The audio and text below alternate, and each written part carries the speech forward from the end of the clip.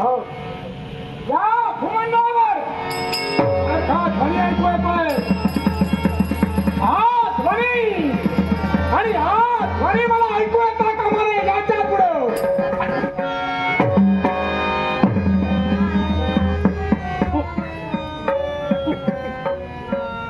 माझ्यापर्यंत कशासाठी? तुझ्यापर्यंत आलोय याला कारण एकच आहे. कोण म्हणून विचारणार नाही. तुला ये असं मी म्हणणार नाही. तुझं स्वागत तर मी कधीच करणार नाही. नकोच करू. कारण माझा जो कमीपणा करून माझा मोठेपणा सांगेल तो खरा. कोणी सांगितलं तुला मी तुझा कमीपणा केला म्हणून? तूच बोलतोस. मी कमी आहे. मी काहीही बोलतो. हे कलियुग आहे आणि याच्या पुढे असेल काहीतरी बोलणार. मग निश्चित अगं आता चांगलं बोलण्यासाठी आलास की काहीतरी बोलण्यासाठी आलास? वाईट बोलण्यासाठी आलो. कारण ही जी भक्ती तुझ्या सभोवताली फिरते आहे आणि भक्तीचं स्वरूप जे तुझ्याकडे आहे हे कमी करू इथून मी परत जाणार. आणि हे भक्तीचं स्वरूप रामनाम गाऊन होणार नाही. आणि म्हणून मी तूच म्हणाला तू काहीतरी बोलतोस. मी दुसऱ्याला केव्हाही माझी भक्ती करा म्हणून सांगणार नाही. आणि मी तरी कुठे सांग. फक्त एकच ज्या ज्या स्वरूपाने तू नटली आहे ते तुझं स्वरूप मी कमी करणार आहे. नाही कलिदेवा तू कितीही प्रयत्न कर पण माझं अस्तित्व तू कधीही मिटवू शकत नाहीस. तुझा संचार हा आत्ता सुरू झालाय. याच्यापूर्वी होता प्रयत्न केला वाया गेला. पण आता पुन्हा हा संचार सुरू झालाय. कारण आता तुला मुभा आहे. खोटं बोलायला सुद्धा मुभा आहे. पण खोटं बोलणार पण खरं बोलून खोटं बोलणार. खरं बोलून तुझा खोटापणा कसा करता येईल हेच मला म्हणायचं. आणि त्याला कारण आहे. मी बोलतोय त्याला प्रमाण आहे. हे भक्ती नवविधा स्वरूपात तू नटली आहेस हो याची मला पूर्ण कल्पना आहे. आणि जोपर्यंत या भूमंडळावरील तुझं स्वरूप कमी होत नाही तोपर्यंत या कलीचा संचार या भूमंडळावर होणार नाही. आणि म्हणूनच नऊ स्वरूपानं नटलेली ही नवविधा भक्ती या प्रत्येक भक्तीचं स्वरूप मी माझ्या पहिल्या चरणापासून कमी करायला सुरुवात करणार आहे. आणि ते कोणत्या रीतीला असेल सांग. भक्ती आहे. पहिली भक्ती म्हणजे स्मरण भक्ती. ही स्मरण भक्ती या विश्वात प्रत्येक मानव करून उद्धरून जातोय. ही स्मरण भक्ती मी आसाने कमी करेन. देवाचं स्मरण कोणी करणार नाही. आळस येऊन सगळेजण झोपणार. पहिली स्मरण भक्ती. दुसरी कीर्तन भक्ती. कीर्तन जे जे करतील ते धनाच्या लोभाने करतील. म्हणजे तुझी कीर्तन भक्ती मी धनाच्या लोभाने संपणार आहे.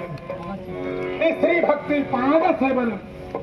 ही स्मरण भक्ती तिसरी ही स्मरण भक्ती ज्या वेळी मी कमी करेन स्त्री पुरुष भेदभाव. त्याच्यानंतरची वंदन भक्ती दास्य भक्ती आणि या प्रत्येक भक्ती स्त्री पुरुष तादात्म्य विषय लोलुपता नवे नवे तर अहंकार तमोगुण आणि देवाबद्दल असणारी अनास्था या प्रत्येक गोष्टी तुझ्या नवविधा भक्तीत मी समाविष्ट करीन आणि तुझं तेज मी कमी करणार. कलिदेवा मान्य आहे मला तुझ्या युगाला प्रारंभ झाला. याचा अर्थ कुठेही जाऊन तू स्वैराचार करशील असं नाही. ही शाश्वत भक्ती आहे. तुझ्या अगोदर कितीतरी कालावधी मी आहे. माझ्या नंतर तू आहेस. आणि म्हणून नको तो अट्टहास काही कामाचा नाही. तू असाच वागणार असाच जगणार हे मला माहिती आहे.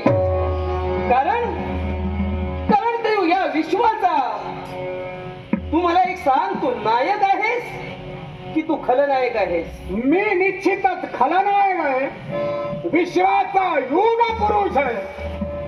आणि म्हणूनच हा? तू जर खलनायक आहेस म्हणून हा. हे तुझ्या पद्धतीनं तू खोटं बोलून खरं बोलणार आहे, कधीतरी खरं बोलून खोटं बोलणार आहे.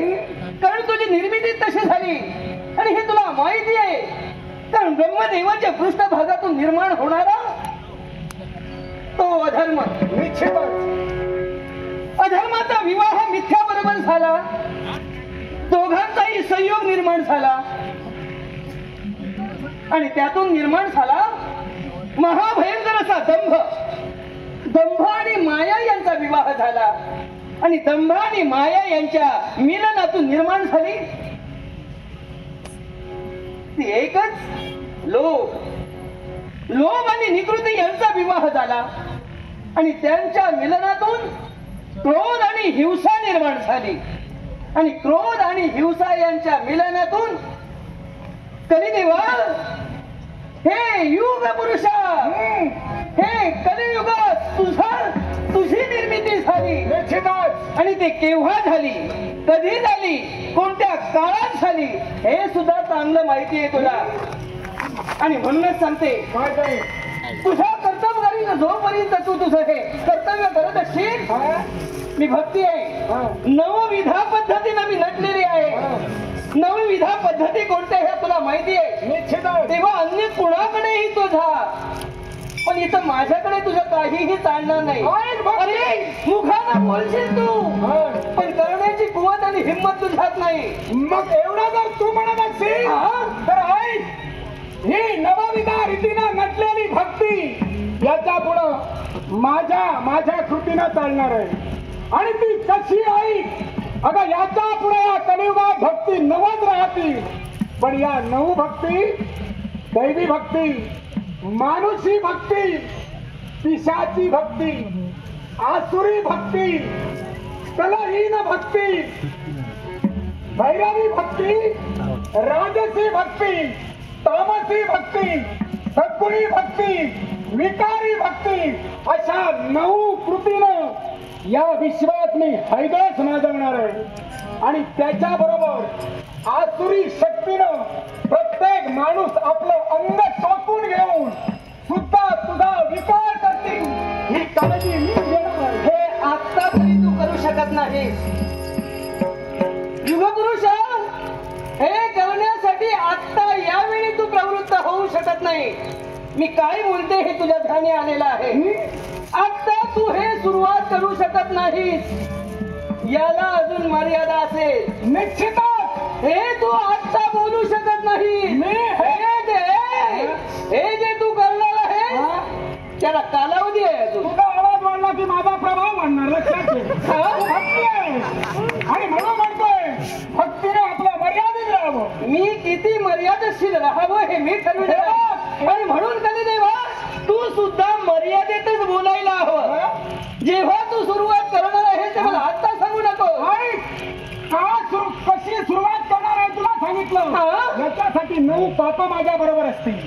आणि ती 9 पाप सत्वगुण, रजोगुण, तमोगुण, कायिक, वाचिक, मानसिक, नवे तर अष्टदा प्रकृतीपैकी 3 गुण, स्वप्न, सुश्रुती आणि जागृती, या 3 अवस्था समोर आल्या की 9 प्रकारे या विश्वावर पापाची प्रेरणा करी.